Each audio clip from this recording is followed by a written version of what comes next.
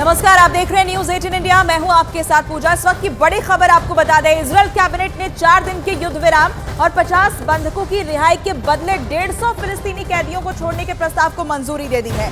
समझौते के तहत 4 दिनों तक गाजा पर हमले रोकने के बदले में हमास 50 बंधकों को एक साथ नहीं बल्कि छोटे छोटे ग्रुप में रिहा करेगा। और अगर इजरायल की सेना 4 दिनों के बाद भी युद्ध विराम को जारी रखती है तो हमास 30 और बंधकों को रिहा कर सकता है।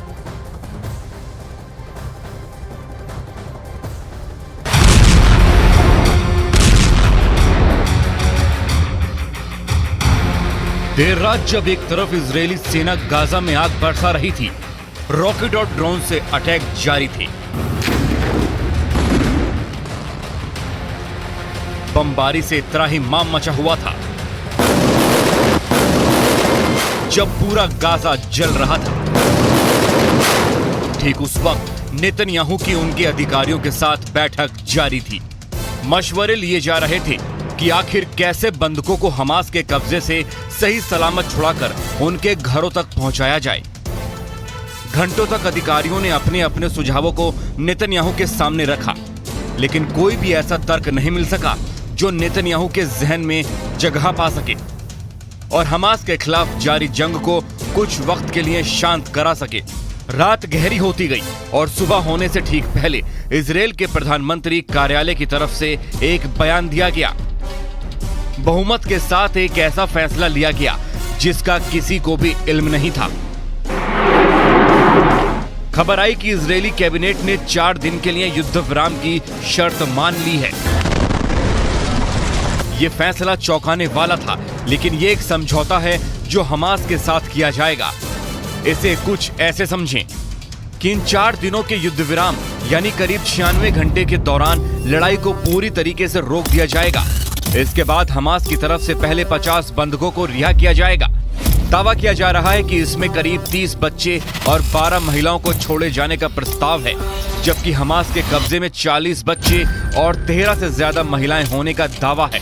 बदले में इजरायल अपनी जेलों में बंद 150 फिलिस्तीनी महिलाएं और नाबालिगों को रिहा कर देगा, लेकिन उनमें से कोई भी वो लोग नहीं होंगे जो सीधे तौर पर घातक हमले या हमास से जुड़े हुए हैं।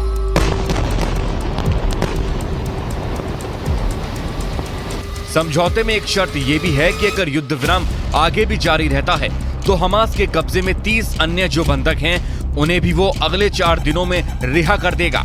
लेकिन इसका मतलब ये नहीं है कि युद्ध खत्म हो गया या फिर नेतन्याहू की ब्रिगेड ने सरेंडर कर दिया या हमास ने अपने हथियार झुका लिए हैं। इन 4 दिनों के बाद इजरायल फिर से मैदान में एक्टिव हो जाएगा। ये दावा खुद नेतन्याहू कर रहे हैं। नेतन्याहू का कहना है, इस तरह की बातें की जा रही हैं कि बंधकों को रिहा करने के बाद युद्ध रोक दिया जाएगा। हम युद्ध में हैं और हम युद्ध तब तक जारी रखेंगे जब तक हम अपने सभी लक्ष्य हासिल नहीं कर लेते।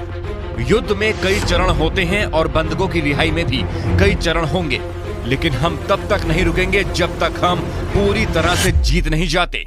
सभी बंधकों को वापस लाना हमारा सबसे पवित्र कर्तव्य है। हमास का सफाया भी एक लक्ष्य है और गाजा में ऐसा कुछ भी नहीं छोड़ेंगे जिससे इजरायल को फिर से खतरा हो। आज रात हमारे सामने एक कठिन निर्णय है, लेकिन ये सही निर्णय है। हमास के आतंकी गुटों ने 7 अक्टूबर को हमला कर इजरायल के करीब 240 लोगों को बंधक बना लिया था, जिनमें करीब 40 बच्चे, बुजुर्ग और कई थाईलैंड और नेपाल के नागरिक शामिल थे। मीडिया रिपोर्ट्स के मुताबिक हमास ने युद्ध विराम के दौरान इजरायली सेना से हर दिन 6 घंटे की रोक की मांग की थी, जिस पर काफी हद तक सहमति भी जताई गई।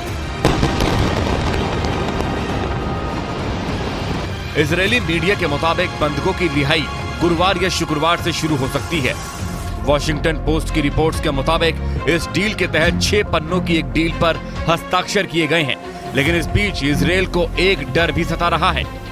डर यह है कि सीजफायर के दौरान हमास हथियारों की खेप की पूर्ति कर सकता है, गाजा में बिछे सुरंग के जाल में खुद को तेजी से एक्टिव कर सकता है और खाने पीने के साथ ही जरूरत का सामान भी जुटा सकता है। इसीलिए सीज फायर तो होगा, लेकिन इजरायल का ऑपरेशन नहीं रुकेगा। हमास के अड्डों पर उसकी हर वक्त नजर रहेगी और हमास के